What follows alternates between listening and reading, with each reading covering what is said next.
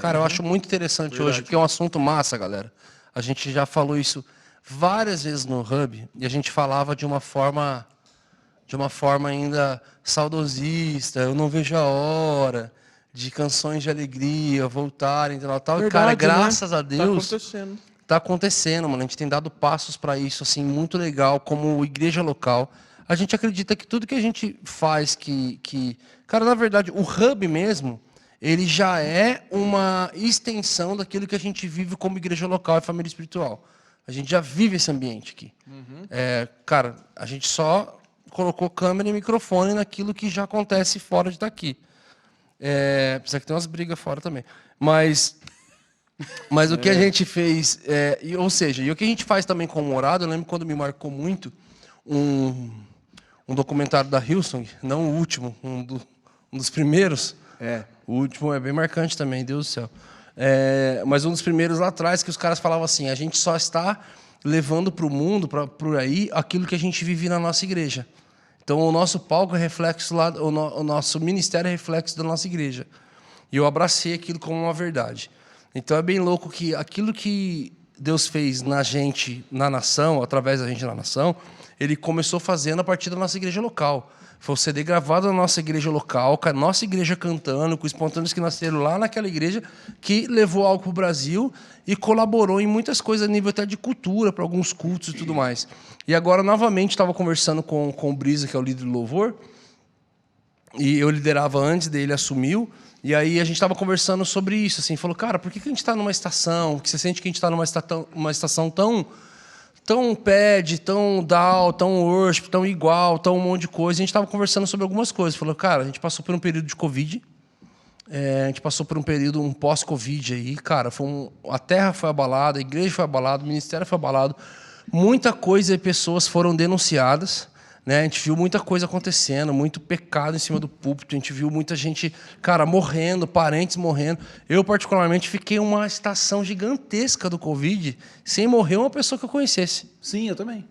Sem morrer, assim. Eu falei assim, caraca, até parecia que, sabe, que eu não estava entendendo muito, até que quando morreu o primeiro, irmão, foi uma leva, que você também foi? Eu acho que em 15 dias, mano. Morreu assim, amigo. Foi assim, ó, cara, foi assim, ó, tio da minha prima, não sei o que lá, tal, pastores que me pegaram no colo, e tipo, amigos do meu pai, começou assim, uma galera. Eu falei, caraca, velho, eu me senti também sendo atingido por aquilo, eu falei, caramba. E aí a gente estava conversando sobre isso, a gente falou assim, cara, foi um período de muita coisa, então Deus está restaurando. Essa foi a conversa. Cara, a gente tem como igreja local levado a igreja para um ambiente de adoração muito mais intimista, crendo num ambiente de arrependimento e também de restauração. Eu falei, cara, então acredito nisso, concordo também. Ainda falei para ele, ó, eu já vi ministros de adoração levantarem uma bandeira de que a celebração, a canção mais celebrativa, ela deveria ser uma resposta de um ambiente que já está acontecendo no louvor. Ou seja, não deveria ser algo desde a capa, e cada um tem seus discursos de defesa em cima disso. Eu falei, olha, eu acredito numa verdade disso? Acredito, mas em partes, porque não é a totalidade. Eu falei assim, então, cara, eu acredito que, sim, que a gente pode estar ali adorando, de repente acontecer alguma coisa e a gente comece a celebrar em cima daquilo, porque chegamos num lugar no Senhor com aquilo tudo.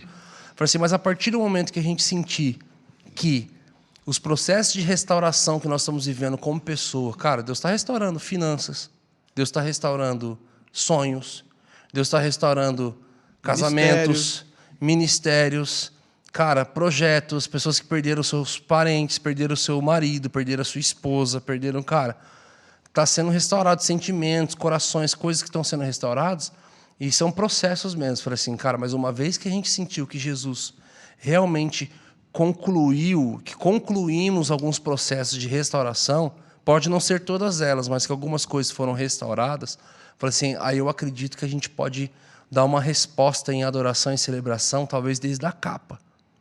Ele falou, cara, por quê? Eu falei assim, cara, porque em Salmo 126, a palavra do Senhor diz assim, que é um salmo que eu amo, velho, eu amo desde adolescente. Quando o Senhor restaurou, ou seja, a nossa conversa estava em, cara, a gente sente que Deus está restaurando. Então, nessa restauração, cara, vamos entrar num ambiente de quebrantamento, num ambiente de arrependimento, num ambiente tal. Está restaurando, cara, mas quando o Senhor restaurou a sorte daqueles que voltaram a Sião, nós ficamos como quem sonha. A nossa boca se encheu de risos e a nossa língua de canções de alegria. Eu falei, cara, a hora que a gente sentir que Deus está... Cara, eu acredito que é muito pontual a gente falar isso, porque tem muita gente passando por algo. Eu acho que por isso que também veio algo no espírito, logo de cara, começar a perguntar algumas coisas para você, e você tá quase perturbado aí do outro lado antes. Que não foi gravado. Foi, mas teve que apagar. A gente já expulsou e já tá normalizado. Cara, por causa disso, assim, cara, porque eu acredito que o Senhor, a gente está sendo restaurado, cara. O Senhor está completando restaurações no nosso ministério. A gente teve coisas no nosso meio que foi abalado. Sonhos, projetos, visões, eu mesmo e tudo mais, você. E, cara, a gente tem visto Deus restaurando as coisas. Então, o processo de restauração, ele vem junto com voltar a sonhar, com um sorriso no rosto e com canções de alegria nos lábios. Então, tá aí, gente. O EP do Medina. Cara, pega esse pitch aí pro teu... Vai. Cara, e eu tô feliz com isso porque, mano, o Theo Huber lançou um single. Sim. Tava conversando com ele esses dias sobre isso. Falei, Theo, e aí, cara? Parabéns pela música, tal. Cara, incrível, cara. Tá lindo o vídeo, a canção é muito boa, cara. É congregacional, é cantável. Eu falei, cara, e é alegre, é celebração. Ele falou, não, é algo que há muito tempo eu não fazia, algo que ele já tinha feito lá atrás, assim como a gente também, só que ele caminhou ministerialmente. De uns anos para cá, teve uma visibilidade maior. Eu falei, cara, desde que teve essa visibilidade a mais, eu nunca tinha mais feito celebração. Eu pude partilhar isso com ele. Ele falou, cara, eu acredito que a gente está vivendo algumas estações como igreja. Eu acredito que a gente está vivendo algumas estações, que a gente passou por alguns ciclos como igreja, e eu acredito que a gente vai voltar, cara, a celebrar, assim. Eu acredito que a gente vai voltar para esse lugar. Eu tenho, na verdade, vivido esses últimos dias agora bastante sobre isso também. Desde o dia que eu fui tocar, aquele dia lá. Sim, aquele dia. Aquele dia lá. Foi a penúltima vez que eu toquei, né? E que eu até comentei isso. Eu estava orando e pedindo durante a semana o que Jesus queria falar, o que Jesus queria fazer naquele local. E todas as vezes na oração só vinha, você vai levar a minha alegria. Só isso. E não vinha uma palavrinha, porque eu gosto de ter uma palavrinha, pelo menos, né? No meio da ministração.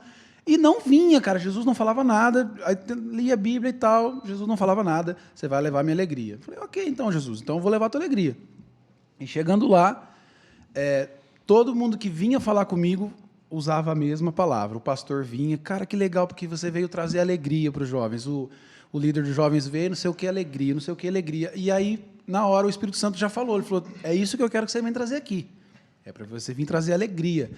E aí, depois, com esse tanto de coisa que está acontecendo, até no episódio do Jonathan Jr., que a gente estava conversando sobre isso, deles serem esse agente de alegria, né?